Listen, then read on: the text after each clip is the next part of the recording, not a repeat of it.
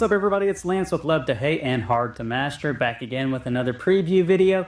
And today I have for you Foxpaw from Godot Games. Alright, I should probably take this off. I don't want trademark infringement.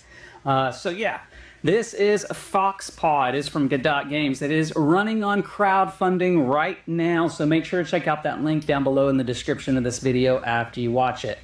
With this particular game, you are going to be playing as a wizard, and you are going to be at a university, at a school, at Foxpaw, where you are trying to learn about the mystical arts, the wizardry, the witchcraft, and you are trying to learn spells in this game. You're also going to be dueling it out against the other players, and you're ultimately trying to have the most prestige, most renown, trying to be the head boy or head girl, if you will, and win the award at the end of the game. This is a game in which it's going to be super immersive, worker placement, placing your wizards out on the board, taking different actions, all keeping in mind that at the end of the day, you're going to have to go to sleep. And depending on when you go to sleep, it determines how much energy you get the next day to use in the next round. Let's go down to the table where I'll show you how this one works, and then we'll come back and I'll share my thoughts on Foxpaw. Alright, this is Foxpaw on the table. Let me show you guys this game about being a wizard at wizard school. Now, I do want to make sure you understand that everything you see here is prototype, so the final artwork components, maybe even some of the rules might change once it's released from crowdfunding. That being said, what you have here for components, it's quite large. There are lots of components in this game. What you're seeing right now is the central board, and there's lots of different spaces to place workers or your wizards out here to do different actions. You've got lots of different little wooden knickknacks that are going to be painted. You've got your magical beasts that are going to be painted, and each player will have one of their own magical beast. This is the white player's magical beast, but then you can gain more magical beasts throughout the course of the game, such as this guy right here. Pretty adorable. And there are going to be lots of cards. These are going to be your student cards. We'll come back to those here in just a second.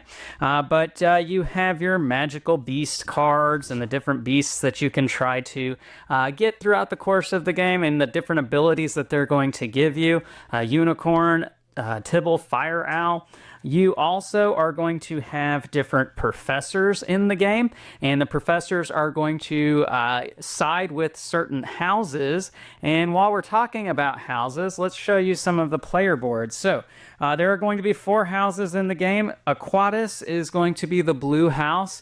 And while we're looking at this particular player board, I'm going to show you some of the different components.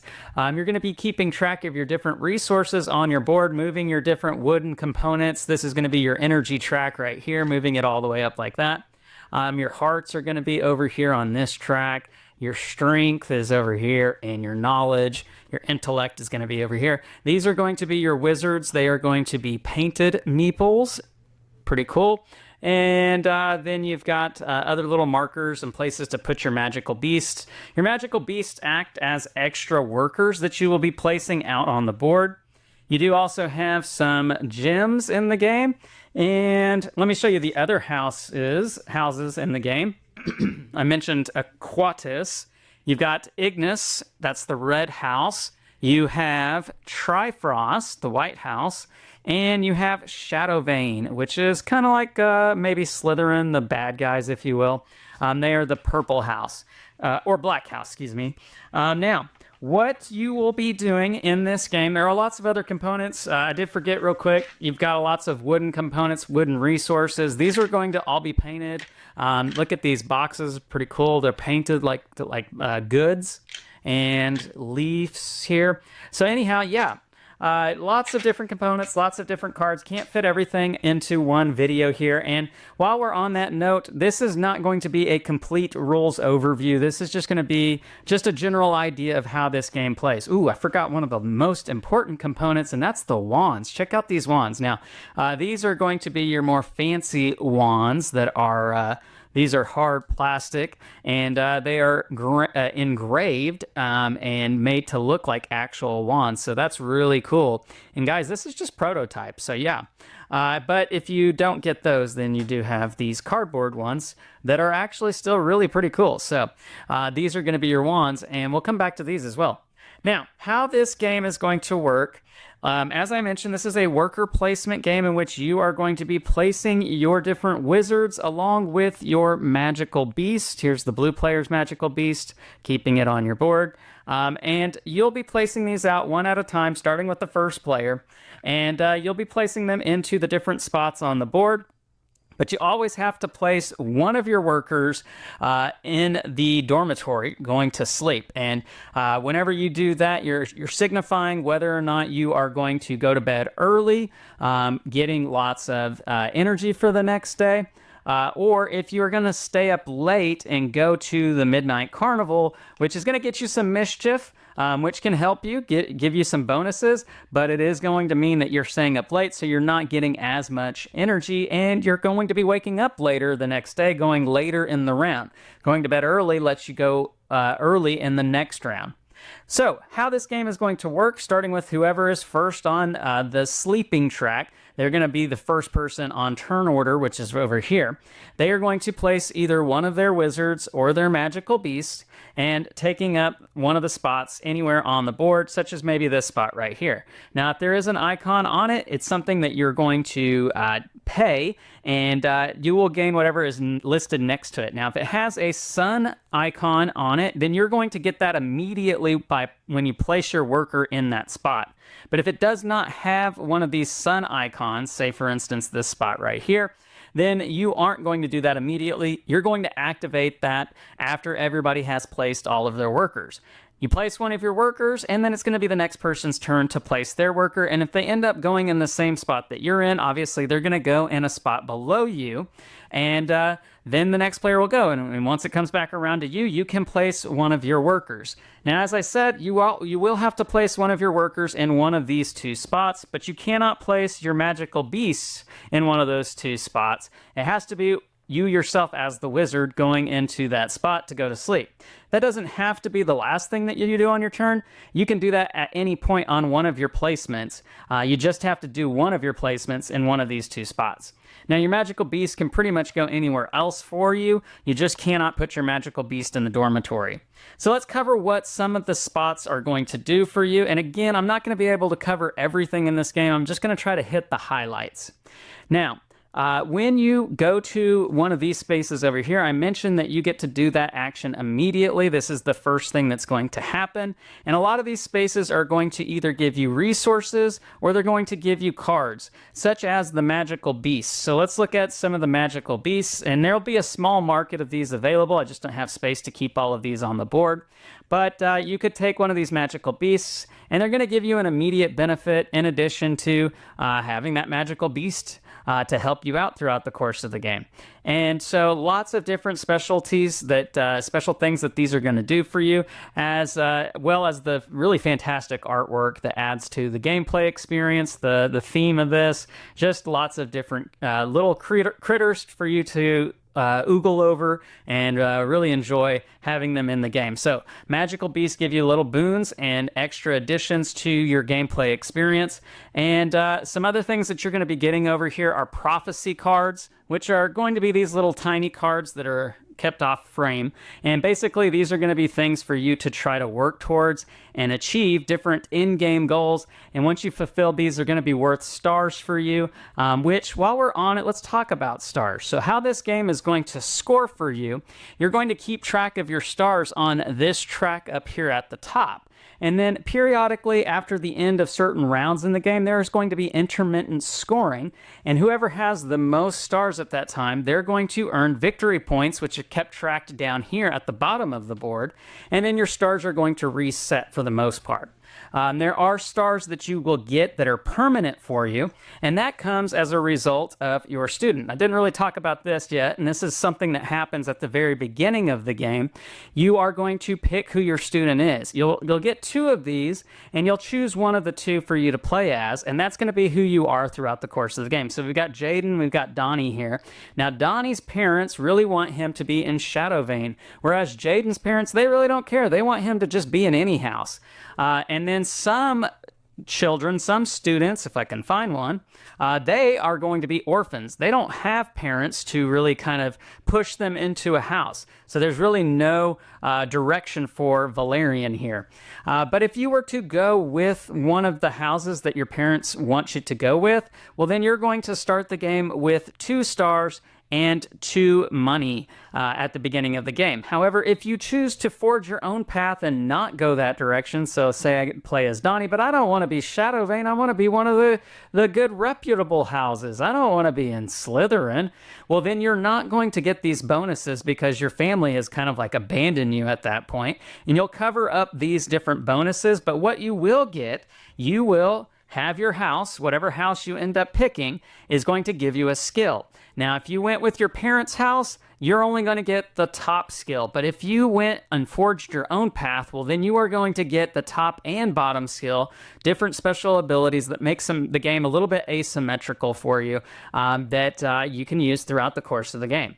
So, a little bit of variety in how you set up this game, but let's get back to the different spots on the board. So again, these are going to give you special benefits going to these spots immediately.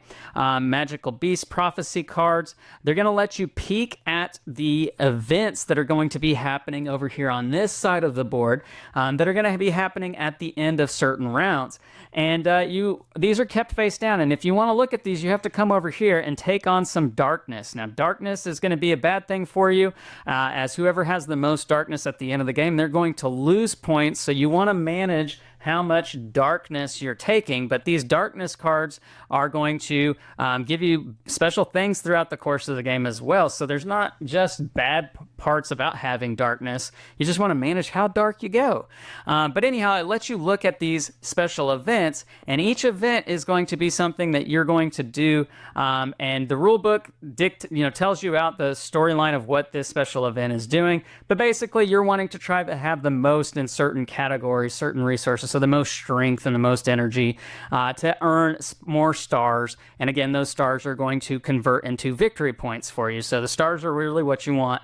And being able to peek at these helps you to prepare for that. Now, some other spots on the board, there's going to be some dueling in the game. And so let's talk about that real quick, because that's a really fun part of the game. Now, there's only going to be one of these face up, but the dueling card will show you what are going to be the benefits for the ones who partake in the duel, which in this case, it's going to be blue and red. They're going to be dueling against each other here.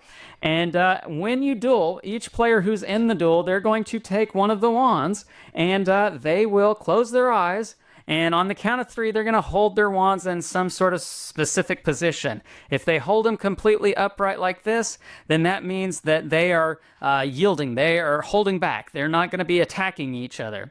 Now, that's only good if they both do it. If they both do it, then they both are going to receive this benefit right here up at the top. That's good because this benefit is usually one of the best benefits. In this case, it's stars, which is really what you want.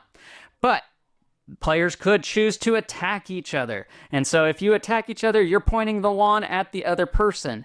And if one person is attacking and the other person isn't, well, only the person who attacked gets that benefit. The person who is holding back will get nothing. So why wouldn't both players just attack? Well, if both players attack, then neither one of them get anything, and it's the other players who are observing the duel. They are the ones who are going to get the benefit. So you don't want to be too overeager and greedy and attack all the time. Now, you do also have the option to point your wand straight down, and that is going to give you this benefit down here, which if you choose to do that, you get that no matter what. It's just kind of a weaker benefit. So it's the safe route. It's the route that's going to give you the least, but at least you're getting something no matter what the other person does. So it's a little bit like rock, paper, scissors here with the dueling, but you do get to hold these wands, which is really pretty cool. So some other spots on the board, you can go and work out at the field, the Quidditch field, if you will, and that's going to give you some extra strength. And the library is going to give you some extra knowledge. Now, how these spots are going to work, they're really pretty interesting. When you place a worker here, if there's no other workers there, these little arrows here let you fill up these extra spaces at 1 extra energy per space, but it lets you do the action multiple times. But if somebody else does go there below you, then that kind of blocks your ability to do it. But then that player will get to use the extra spaces below them. And so that's how both of these two spaces work.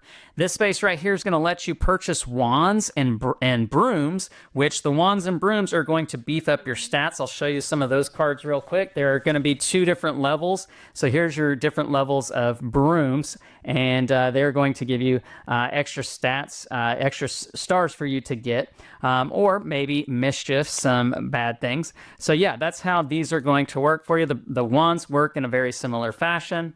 And then the last thing that we'll talk about is going to bed early or staying up late. And if you choose to stay up late, you might get some of these mischief cards, which are going to give you extra things to be able to play to get extra benefits throughout the course of the game. So that's pretty much the gist of the game. The last thing is that you can learn some spells. There are going to be 4 spells over here on this side of the board for you to be able to learn. And these are going to be things that you want to try to get to first and be able to learn. Excuse me, these are not spells. These are going to be more of these events, magical events over here. These are the spell cards. And so you're going to need certain number of resources to be able to pay to learn these spells. And if you're the first player who learns the spell, then you're going to get extra bonus stars, extra reputation.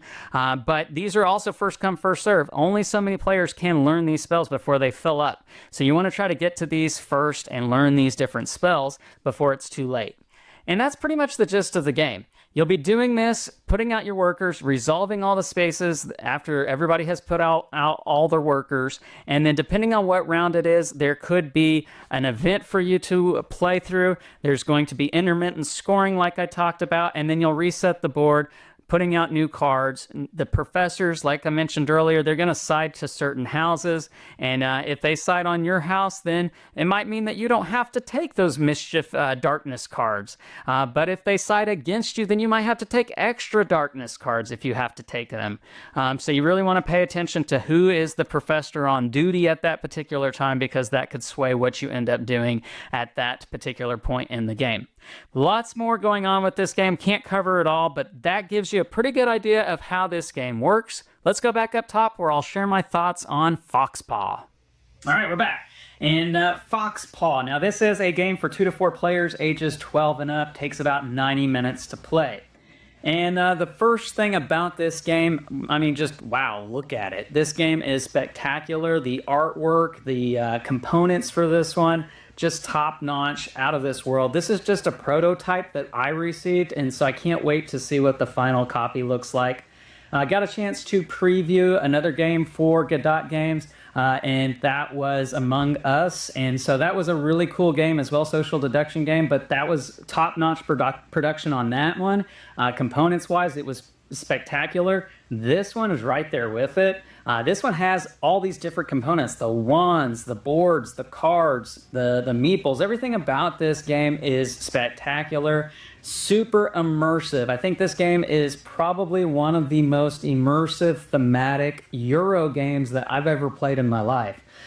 This one has just so many different things about it that is built into the game to make you feel like you're actually at a magical university, and you're learning all the ins and outs about being a wizard. You're learning these spells, you're getting in these duels with the other players, you're trying to make sure to time these out when the professor who's on duty is one that is in your favor because they're a part of your house. You're deciding what house you want to be a part of based off of your parents' wishes or not. I mean, everything about this game is super detailed, super immersive, and I love that about this game.